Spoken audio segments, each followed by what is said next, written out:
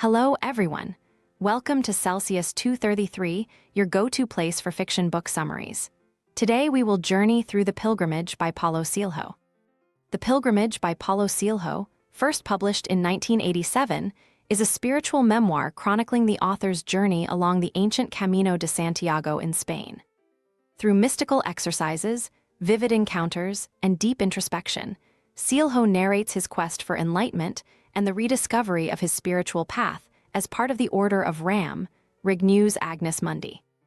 Plot summary. Under a brilliant sky in Itatiaia, Brazil, Paulo Coelho kneels beside a sacred fire. It is the night of his ordination into the Order of Ram, a mystical fraternity that blends ancient wisdom and spiritual disciplines. As part of the ritual, Paulo buries his old sword, a trusted companion in his esoteric practices, expecting to receive a new one, a symbol of his mastery. Yet at the climactic moment, his master denies him the sword, accusing him of pride and an unworthy heart. To reclaim it, Paulo must undertake the Camino de Santiago, a pilgrimage traversing Spain's storied landscape. Stripped of his power, Paulo embarks on a journey not only across physical terrain, but deep into his soul. Arriving in Spain, Paulo's initial uncertainty contrasts sharply with his wife's composed resolve as she carries his sword. After a brief separation, she departs, leaving Paulo to face the pilgrimage alone. At Saint-Jean-Pied-de-Port, the gateway to the Camino, he meets Mme Lourdes, an enigmatic woman who initiates him into the rituals of the pilgrimage. She outfits him with a symbolic hat, cape, and staff adorned with scallop shells, marking him as a pilgrim. Lourdes speaks of a guide waiting for him, a figure who will shape his path and test his resolve. The guide, Petrus, appears unexpectedly, saving Paulo from a mysterious gypsy who offers to retrieve his sword prematurely.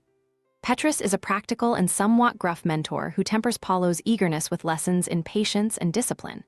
Together, they set out on the Camino, navigating rugged mountains, expansive plains, and ancient villages.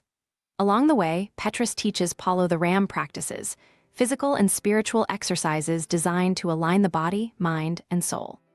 From the seed exercise, which invokes rebirth, to the speed exercise, which fosters mindfulness, these rituals challenge Paulo's understanding of himself and his purpose.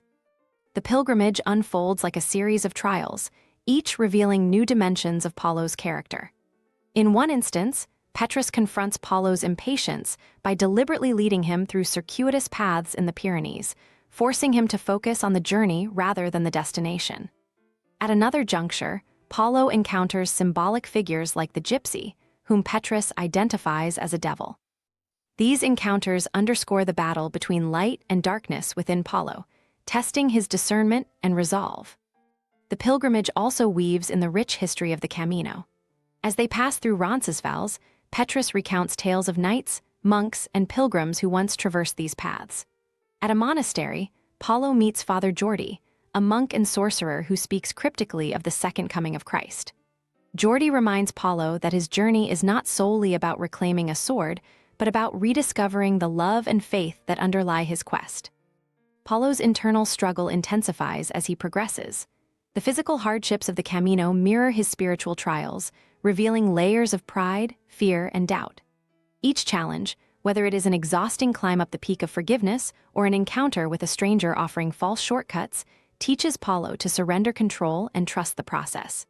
Petrus often emphasizes the importance of agape, unconditional love, as the force that drives true power and wisdom.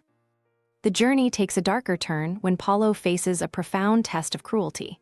He is ordered by Petrus to kill a defenseless dog, a task that shocks and horrifies him. Though Paulo ultimately refuses, the exercise reveals his capacity for compassion and his rejection of unnecessary violence. It is a pivotal moment, solidifying his understanding of power as something that must be tempered with love and restraint. As the days stretch into weeks, the Camino begins to transform Paulo. He becomes attuned to the rhythms of the road, the whispers of nature, and the ancient wisdom embedded in its stones. The once distant goal of reclaiming his sword becomes secondary to the insights gained along the way. The sword, Petrus reminds him, is not just a weapon, but a symbol of his alignment with the divine. The pilgrimage concludes in Santiago de Compostela, where the majestic cathedral marks the journey's end. Here, Paulo performs the final ram ritual, solidifying the lessons he has learned. In a moment of profound clarity, he understands that the sword was never truly lost. It was within him all along, waiting for his heart to become worthy of wielding it. The pilgrimage has stripped away illusions and revealed the simplicity of truth, that love, faith, and humility are the true sources of power. Paulo returns home a changed man, carrying not only the physical sword, but a renewed sense of purpose and connection to the world. His journey along the Camino de Santiago serves as a timeless reminder of the transformative power of faith and the enduring strength found in the human spirit. That's it for now. If you enjoyed this, check out other books by Paulo Coelho. You'll find them in the description or just search for them on Celsius 233. Remember, while our summaries capture the essence, they can never replace the full experience of reading the book. If this summary intrigued you, consider diving into the complete story, buy the book, and immerse yourself in Paulo Coelho's original work. Bye-bye, take care, have fun.